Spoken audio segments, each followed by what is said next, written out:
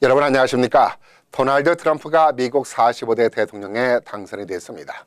트럼프가 대통령이 됐다니까 이게 현실인지 꿈인지 눈으로 보고도 믿을 수 없다는 반응입니다. 깡패나 양아치도 대통령이 되느냐면서 깊은 한숨으로 마음을 가다듬으며 분노하는 이들까지 있습니다. 그러나 또 한편에서는 차라리 잘 됐다는 자조 섞인 소리도 나옵니다. 기존 정치의 세력으로서는 미국을 변화시킬 수 없다는 결론이 트럼프의 탄생이라고 보는데요. 사실 트럼프의 당선을 예상하는 이들은 아무도 없었습니다. 있다면 현실 정치에 대한 불만을 가진 일부의 국민들이라고 생각했습니다. 언론이나 정치 전문가들도 그렇게 보고 있었습니다. 그렇기 때문에 트럼프의 당선 가능성을 9% 정도에 지나지 않는다면서 과소평가를 했습니다. 그러나 그 예상은 보기 좋게 빗나가고 말았습니다. 이는 무엇을 말해주는 것일까요? 언론도 정치도 정부도 지금 미국 국민들이 아파하고 있는, 그리고 국민들이 절실히 바라고 있는 마음을 제대로 읽지를 못하고 있다는 것입니다.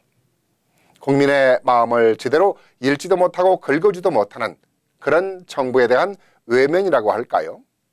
그러니까 국민들의 마음을 잘 긁어주기도 하고 알아준 트럼프를 선택한 것이라고 봅니다. 한마디로 기존 질서에 대한 변화를 갈망하는 국민들의 마음이 반영된 것이라고 봅니다. 또한 기존 세력들에 대한 염증만이 아니라 경기 침체가 장기화되면서 소득이 양극화 현상으로 나타나고 있는 반감도 있습니다. 그러니까 빈부의 격차로 오는 무력감이나 소외감의 반발이라고 볼 수도 있죠. 아무튼 트럼프의 당선은 백인 소외 계층들에게는 변화와 기대하는 미래를 기약하고 있지만은 히스패닉이라든가 아시안 이민자들에겐 이와는 반대로 두려운 미래가 기다리고 있는지도 모르겠습니다. 트럼프 당선자가 발언한 그간의 행적을 볼 때 히스패닉이라든가 이민자들에 대해서 노골적인 차별 발언을 했는데, 이는 이민 정책을 강화하고 복지 정책에 대해서도 삭감 내지는 까다로운 정책을 펼치겠다고 했습니다. 이러한 정책들은 이민자들에게는 물론이고 한인 사회에도 다소 영향을 받을 것으로 보입니다.